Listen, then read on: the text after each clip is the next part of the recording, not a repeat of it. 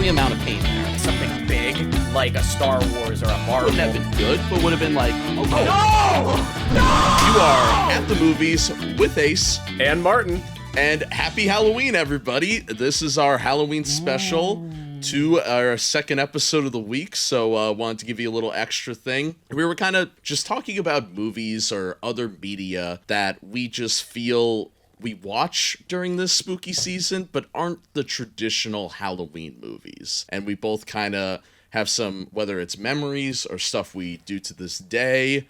And I'm sure, everybody has, stuff like this around this time as well. Yeah, I mean, my list of suggestions is a mix between, like, children's programming that kind of traumatized me and that is, like, seasonally appropriate, and then some movies that maybe aren't associated with spooky season that I think you should maybe throw in your repertoire. I've got a good variety here, and I'm excited to talk about this. Happy Halloween, everybody. Yeah, this will be fun. This will be a fun, quick little bonus episode, and we'll do kind of what we did for the 2025 horror movies. We'll just go back and forth, talk about our picks. Not gonna really make a group list, but kind of want to give some suggestions if you're chilling on this Halloween on a Friday and maybe you want to just watch something, but maybe you're not into horror movies, or maybe you have a family. We do have some picks for the whole family as well. So this is kind of like a recommendation bonus episode, pretty much. Yeah, I'll go first. The first little TV special I want to throw out there is from the PBS children's show Arthur. Ooh. I've got Arthur's Almost Not Live Real Music Festival, which is a season 3, episode 18, part B episode, which is essentially just a combination of little music videos. I grew up watching Arthur. That was like my show. I had lived in a pretty strict household in terms of what I could watch until I was like about 10. So I was a PBS kid. I was a big Arthur fan. I was an Ed, and Eddie kid, and it shows. Yeah, it does. Anyway, I'm a good Christian kid. No. Anyway, this episode's got some bangers in it. It's got the library card song that everybody knows. Having fun isn't hard when you've got a library card. It's got bars. It's also got the leftover goulash song. Pie with prunes and squash. How about leftovers goulash? Hey! Because Arthur's dad, David, is a chef, and he's always trying to make hodgepodge dishes with his leftovers. And that's a pretty fun one, too. There's also a good little food montage of some of the best-looking foods in the show in that segment, which is cool. And then there's it starts to get a little darker with the homework song, which is all about Mr. Ratburn being evil and thinking about the worst homework he can give his students. Buster kind of plays like the victim in that, and it's pretty funny. But the second song in the special is why this is on this list. And if you watched this as a kid, you know exactly what I'm talking about. Brain is trying to cram for an exam, it seems, and creates a potion that turns him into an evil version of himself. And he creates a song called Jekyll and Hyde.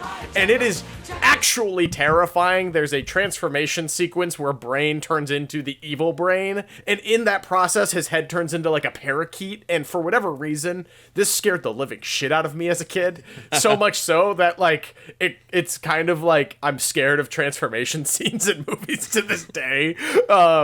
It is a genuinely creepy one, but where it leaves that kind of ominous tone is at the end, because he's returning the Jekyll and Hyde book at the library, and when he walks up to the library desk to return it, it's just normal Brain, but as he turns around and walks away, it's evil Brain, which thankfully this episode's not canon, but if it was, it means that Brain is an evil clone of himself for the rest of the run of the show. This is season 3 of a show that has gone on for 20 seasons. Are you telling me that Jordan Peele got the idea of Us from this episode of Arthur? He might have. That's the same ending as Us. Yeah, it's a spooky one, and I remember it scaring me as a kid, but it was one of those things where I knew it was scary, but like the library card song was so lit, and they do it twice in the episode, so I was like, well, we gotta watch it for the library card episode. But I remember literally I remember covering my eyes during the Jekyll and Hyde one, especially during the transformation. Sick. I've seen bits and pieces of Arthur, but I wasn't a PBS kid. I had irresponsible parents. And it shows. Yeah, you don't even care about funding your local library. You're like, yeah, the library's for dorks. Fucking bastard. I go to Barnes & Noble like the dirty capitalist I am. But my number 5. So before we recorded, I was going to put the Batman here, but I decided to switch that to an honorable mention because I'm like, it does have that Halloween scene. I think as over time this will kind of become a Halloween movie, so it felt kind of weird to put it here. But then our more talk of Halloween media we grew up with came on. And I wanted to give a shout out to almost my sister, who of course grew up a Disney Channel kid. So the Zach and Cody room, I believe, let me get the actual 613. Yeah, the ghost it's of on my Suite list too. 613. Oh, hell yeah. When I think of like Disney Channel era, I also came to my mind was the Boy Meets World Halloween thing where it looked like somebody was getting murdered. That was also one I was thinking of. But I picked this one because this one had more of a place in my heart, and it was something my sister and I watched. For some reason, when Esteban gets allegedly possessed by this woman, it freaks me out. It is a scary ass scene, and I feel like TV show shot pre-HD, no matter what, they were gonna look scary. I think there's something about that standard edition on your old television that makes it even more creepy looking. I don't know why, because in HD it doesn't have that same effect. But back in the day, man, if you're at your grandmother's house late at night, you're just throwing on Disney Channel, that could give you nightmares. I think that's a great episode, and it's on my list too. It's my number 3. I think it's a great special or like a scary episode of a not scary show for a couple of reasons. One, I think the characters and the writing is still really good. I mean, this is season 1, episode 19. It's still fresh. I like that they stay in this haunted room because Miriam tells a story that involves a flashback of when she started working there. I like seeing I like seeing vintage Miriam. It's pretty funny. I love we got some hotel lore in this. Yeah, exactly. It expands the lore of the building and proves that Marion's been a housekeeper there, being like, it's not my job for like 80 years. Yeah.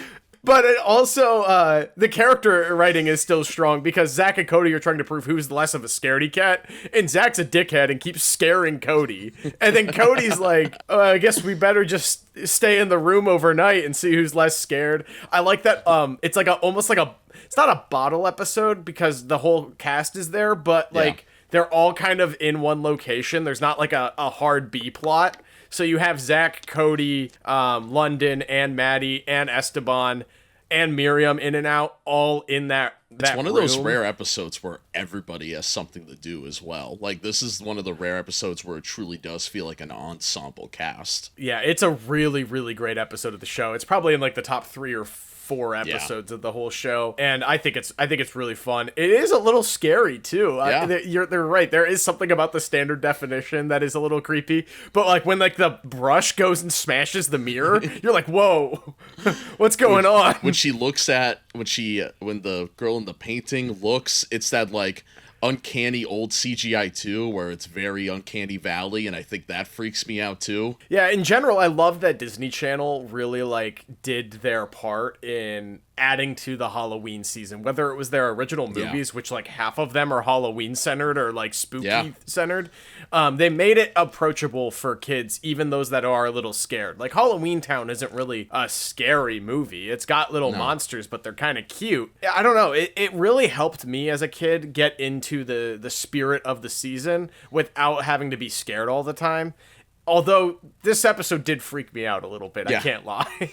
It was a good horror though, because it was something like, it'll freak you out for a little bit, but then you're good the next day. Like, it's not like accidentally showing your kid like Evil Dead. Like it's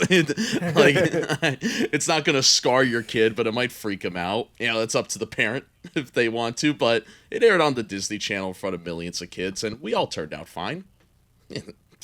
Sort of. Some of us more than others. My number 4 is if you're, I guess, a superhero head, and if you want a superhero movie that's kind of spooky, I went with Darkman, which is a movie we both know very well. I think this is a great watch during the spooky season. It's got some great visuals of the face changing and stuff. It's starring Liam Neeson in a, outrageous role for the time. We see Liam Neeson in Naked Gun and stuff, but this is kind of the first time where he does something incredibly goofy, at least from what I have seen of Liam Neeson's filmography. And yeah, it's if Evil Dead's a little too much for you and you want something more towards Spider-Man, but you want that more horror element as well, this is a very nice middle ground, I think, to watch around this time. Yeah, it fits it. It's right along. It's like almost a sister film for The Crow and RoboCop of being these like vague, over the top kind of like gory pre superhero movies. Like I get that some of these came out after Batman, but it feels like they're still figuring out what the genre can be with all three of those. And I love Darkman. It's cheesy, it's funny, but it does have some creepy elements. I mean, essentially, it's like a Byronic hero, like Frankenstein kind of character. He's not really a hero. He's got like the Dr. Jekyll, Mr. Hyde thing going on, and it works really well. I love Darkman. It's pretty fun. You should check it out. That helicopter scene is keynote. Yes. It's kind of the precursor to a lot of Spider-Man swinging. Like, if you're a fan of the Spider-Man movies, you'll get a kick out of just seeing Spider-Man before Spider-Man, pretty much. It's kind of his demo reel, essentially. Yeah. No, it's a great film. Also, you get Frances McDormand before she's doing Coen Brothers movies all the time. That's Sam Raimi and Coen Brothers. It stars two, like, A-tier actors. Like, it's pretty interesting that they're both in this. Yeah, no, it's a good film. I wish it was longer. It's really rare for me to say that about a movie, because I love the 90-minute runtime. But if this movie had, like, 2 or 3 more scenes of Darkman being Darkman, I would be all in for it. The sequels are awful. Avoid them. The moment Sam Raimi's not connected to these, just don't bother. No. Yeah, I wanted to at least throw in a Sam Raimi movie. What is your next one, Nate? My next one is another Disney Channel TV show Halloween episode. This one is Night of the Day of the Dead, Season 1, Episode 24 of the Lizzie McGuire Show. Okay. I really, really like this episode because it is centered around, like, they want to do, like, a Halloween party at school. And Lizzie is in charge, or Lizzie's helping set up the Halloween party. But, Kate is the one who's in charge, who's kind of like the bully of the show. She's Lizzie's foil. She's kind of the mean girl. And Miranda wants to bring some decorations that contribute to her Latin American culture. And so she brings in a couple of a bride and groom Dia de los Muertos skulls, and they stage them there.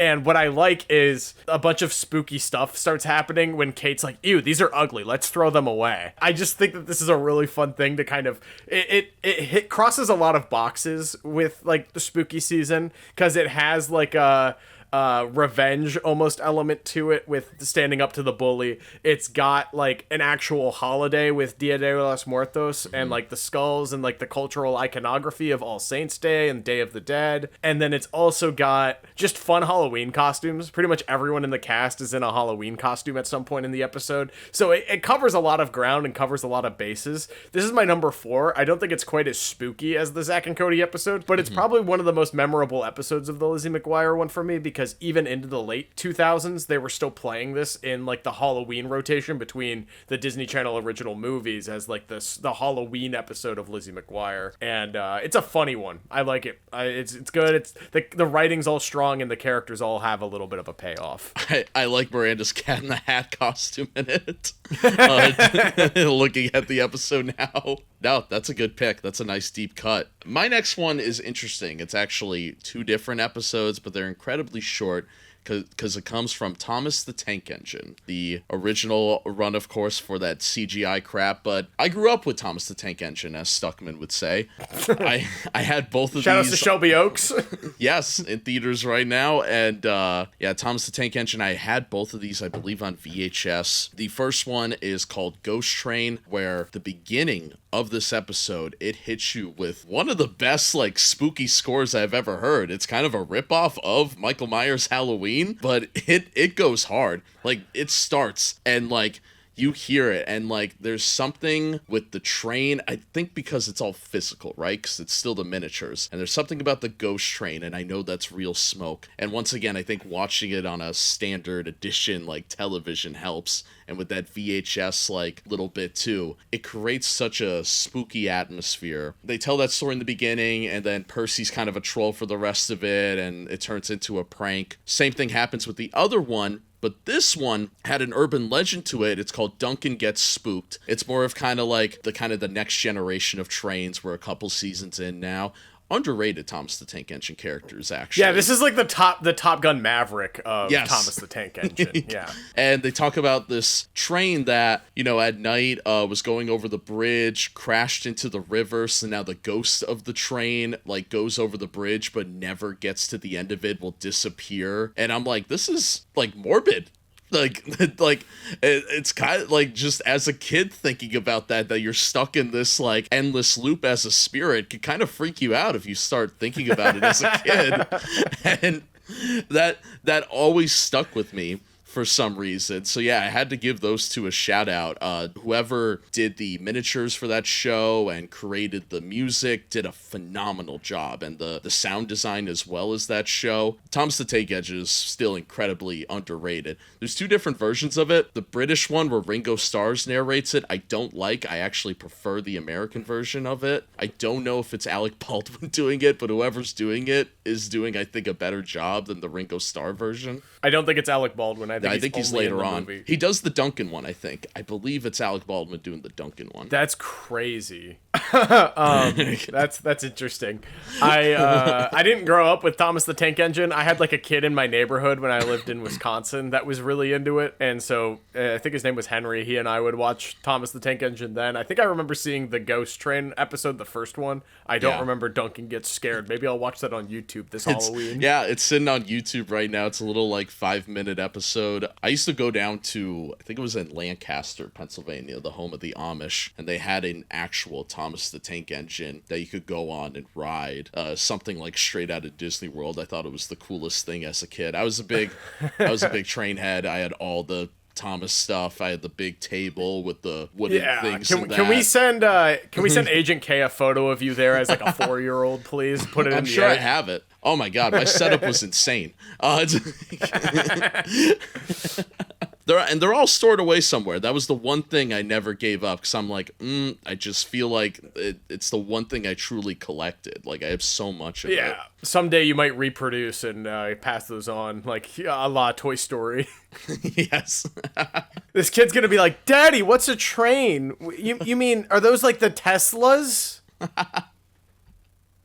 Anyway, we're moving on. My number 2 is kind of cheating. I don't know if people consider this a Halloween movie, but it's always in theaters this time of year. It is a blast, and no matter what, I watch it this time of year at some point. I have the Rocky Horror Picture Show here. Okay, I was thinking about putting it on.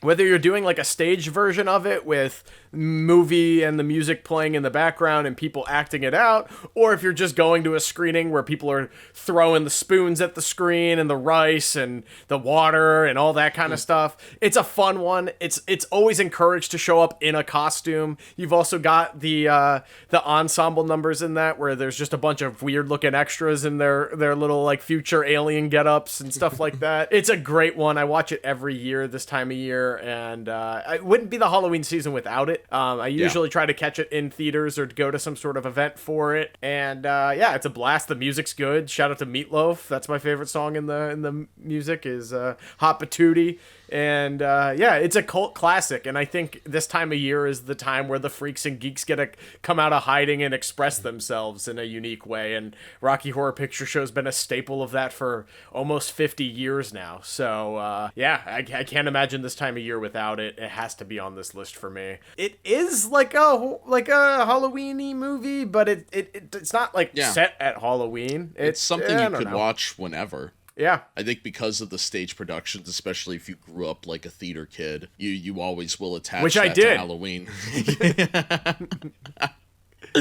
And this is a very theater kid Halloween. Surprisingly, I never saw the show live yet. I've only seen the movie. You should definitely go to a group screening. I think you'd have a lot of fun. A lot of times they have like, if it's like a ticketed event, like beyond just a movie ticket, they'll have like a little goodie bag for you for all the shit to participate with. And they'll feel so bad for the ushers after because they gotta like mop up all this water and the rice and stuff like that. But you should definitely check that out sometime. Yeah, no, I definitely want to. And next on my list, I decided to choose a Tim Burton joint, but, I didn't want to go with Nightmare Before Christmas, even though he didn't direct that. People forget. I didn't want to go with Edward Scissorhands either. Those are the obvious ones. I went with, I think, an underrated Tim Burton movie. I went with Sweeney Todd and the Demon Barber on Flint Street. Harping on to the musical thing, I didn't have Rocky Horror on my list because I kind of wanted to give a shout out to Sweeney Todd, which I feel like is the kind of the lost one when we talk about musicals to watch or attend around this time. I think the story of Sweeney Todd kicks ass. This, barber going around killing people, trying to avenge his wife, I think is just a really cool story to have around this time. He's essentially a selling slasher their villain. bodies as meat on the market for consumers to eat. That's crazy. It's so weird because on paper you would think some people wouldn't be into that, but I've seen this movie with, my sister who, isn't crazy about gore or anything, but we both really enjoyed it. It really helps. The movie has a great cast. I mean, on paper, of course, you have Johnny Depp in the starring role. You also have Sacha Baron Cohen for a side role as well. Helen Bonham Carter is in this movie as well, because, of course, at the time she was in every Burton movie. But yeah, it was at a time where Tim Burton was stuck. And Alan Rickman. Yes, Alan Rickman, of course. Yeah, the cast is stacked. This was at a time where Burton was starting to get that hate. And I think it was a little unwarranted because he was still putting out, I think, decent movies like this movie. I know it's not what people think of when they think of S-tier Tim Burton, but it's a movie I could still get enjoyment out of and I think fits the spooky vibes if you're just looking for something different and are sick of the usual Burton flicks. Yeah, I'm a fan. I like Demon Barber of Fleet Street a little bit more than most. Mm-hmm. The music's great. It's Stephen Sondheim, I believe. Yeah. It's an iconic musical and brought to the screen. And Tim Burton's the guy to do it. I don't really know anyone else who would do that quite as well. And a lot of stage actors in that as well. So you kind of get that theatrical level performance, especially from like Alan Rickman and stuff like that. It's a good film. People who don't traditionally sing either, which could, you could have a Les Mis issue where it really takes you out of the movie, but I don't think this one really has that issue. Alan Rickman sometimes because of his enormously strong voice, but other than that, I think everything flows well. The composer and the music production, I think, did a really good job of what they had to work with. Yeah, I think it has the benefit of not being sung live like the Les Mis movies where they have all these Hugh Jackman obviously is a great singer and a theater talent now, but requiring all these actors to sing on location and use the production audio version of them singing in the final cut of the movie is wildly ambitious if you're not going to cast all theater actors. Sorry, this isn't the Rent movie. You probably shouldn't do that. And my number one, to finish out my list, we've got a movie that is very fall forward. I'd say it's a very autumn-coded movie. This is Wes Anderson's Fantastic Mr. Fox. Doing research on this topic, I saw that movie come up a lot for a lot of people. Now, I'm curious why, though, because I like Fantastic Mr. Fox, but I don't think it hit me like others. I think the reason why this is a good Halloween movie for kids, I think Roald Dahl has a lot of good stories that are kind of Halloween coded for children. Witches is a fine example. I'm not a big fan of either of those movie adaptations. James and the Giant Peach has some creepy stop motion shit that makes it scary, and the big rhino in the sky. Yeah.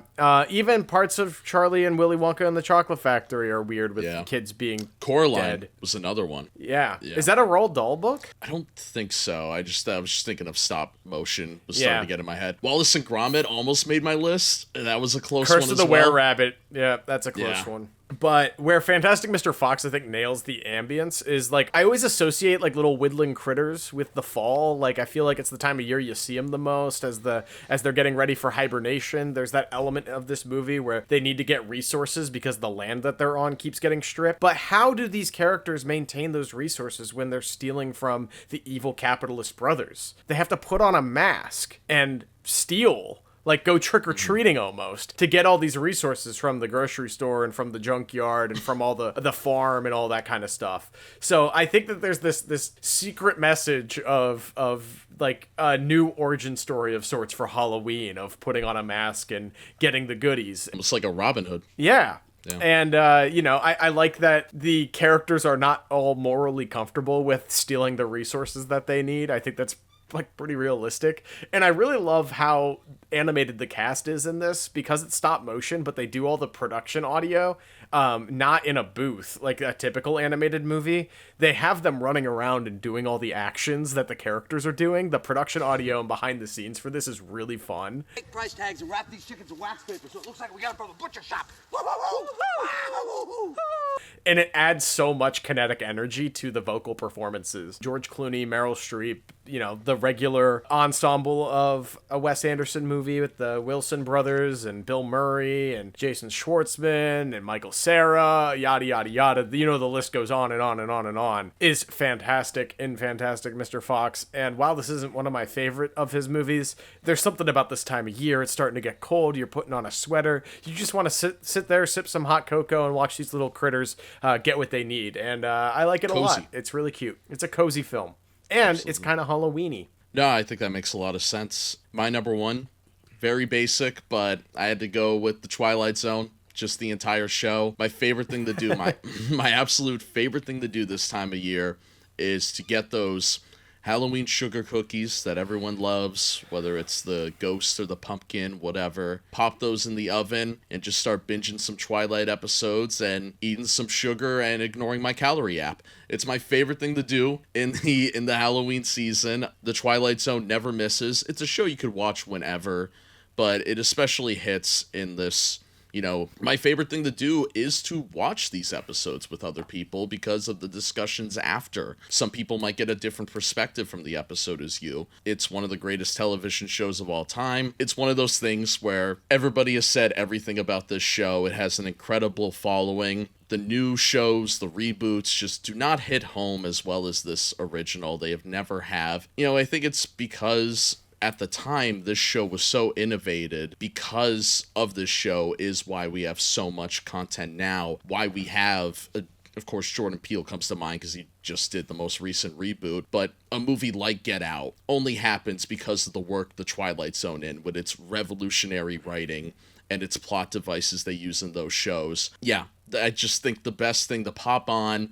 It makes you think after. It's a show that you could get a little spookiness after. There's a couple of spooky episodes you can get into, but there's also just some really smart episodes. One of my favorite episodes is the guy who just wants to read his books or something, and then like the world, I think, gets bombed or something, and he's the only person on Earth. He finally gets to read his book.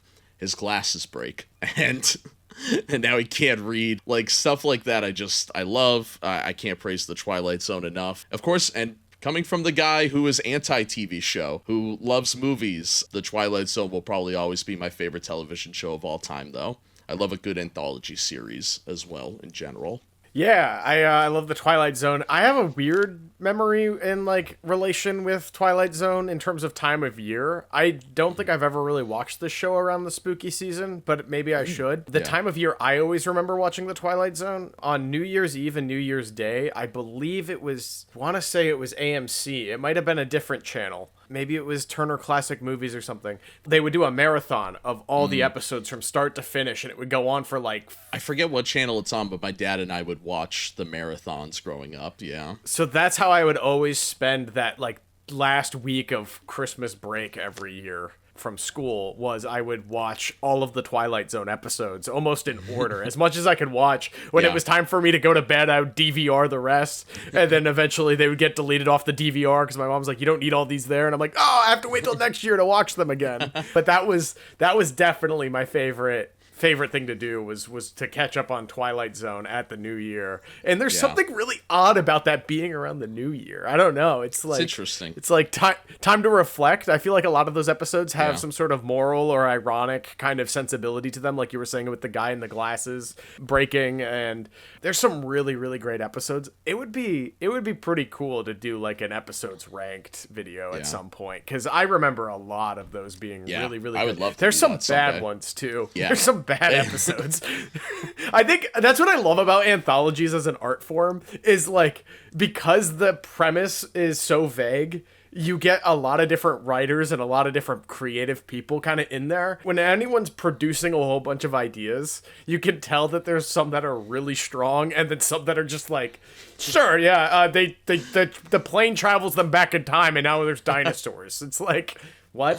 I believe it's the pilot episode, it's still said to be one of the best episodes, where it's the guy who thinks he time traveled back and it turned out he was in like solitary confinement and they were testing how he would do in space. You know, what a kickoff to the show. And I'm sure at the time, with space travel being such a hot topic, like the show was so topical for its time while still laying the groundwork for topics that will be discussed for decades to come as well. I mean, it's so good. Yeah. Off the top of my head, one of my favorite episodes is extremely culturally relevant for then and now. I think it's called like The Nightmare on Mulberry Street or something like that, or The Monsters on Mulberry Street. That'd probably be in my top 5. Watch that at school, which is actually. Right, because it's all about like Cold War paranoia and like low-key like witch hunting, but it's like the power goes out in this neighborhood and everyone starts freaking out because there's radio broadcasts of aliens attacking, and then everyone has to figure out if their neighbors are aliens, and it's all paranoid and drenched in fear. That episode is pretty much the Joker's line in The Dark Knight: when the chips are down, these people will eat each other, and that's essentially what happens in this episode. And that's why you should buy Doritos, because when the chips are down, you're gonna have to eat your neighbor. But yeah, this was a fun little special going over our favorite Halloween things. To close it out, as a fun little question, Nate, what's your go-to Halloween candy?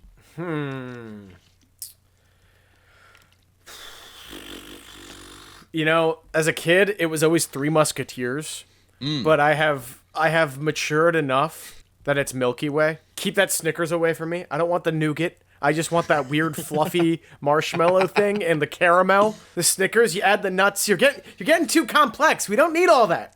But Milky Way, it's probably my favorite. I still have such a sweet tooth for sour candy. It could be Sour Patch Kids. It could be Sweet Tarts. And just at the movies last night, I got those mini Starbursts. Dangerous. I could eat a whole bag without even thinking about it. Yeah, I have such a... I go crazy for that stuff if I'm in the mood for it. Well, if you want to hear more about Josh and I's movie experience this week, check out Tuesday's episode. Oh boy, we're talking about the state of the Tron legacy. So we're talking the Tron franchise. Yeah. Yeah, the state of Tron. And we will also be doing our top 5 box office bombs. So if there's a box office bomb you love, let us know in the comments, and make sure to check out the video. Yeah, prep. Go watch Cowboys and Aliens to prep. I dare you. And I hope that everyone has a happy and safe Halloween. Remember the buddy system. Always check your children's candy. Yeah, it's going to be a banger. What costume are you wearing on Halloween?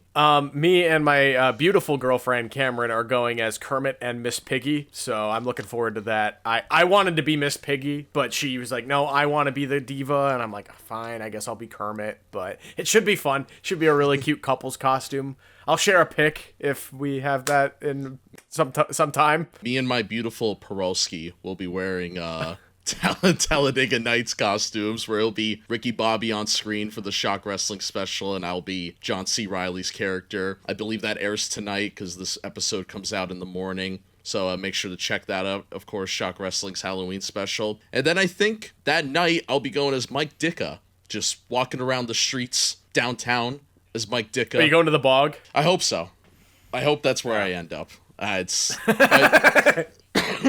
But no, it should be a good time. Glad we're going to have some weekends of Halloween for the next 2 years. That, of course, gets me more excited, too. But if you just want to stay home and relax, that's okay. We just gave you some great suggestions to watch. Yeah, I'm going to the club. I'm not really looking forward to it. Crazy DJ set. It's going on from like 10 to 4 a.m. or something. Shivers down your spine. But thank you guys, and make sure to watch our Tron episode Tuesday, and we'll see you in the next podcast. Happy Halloween.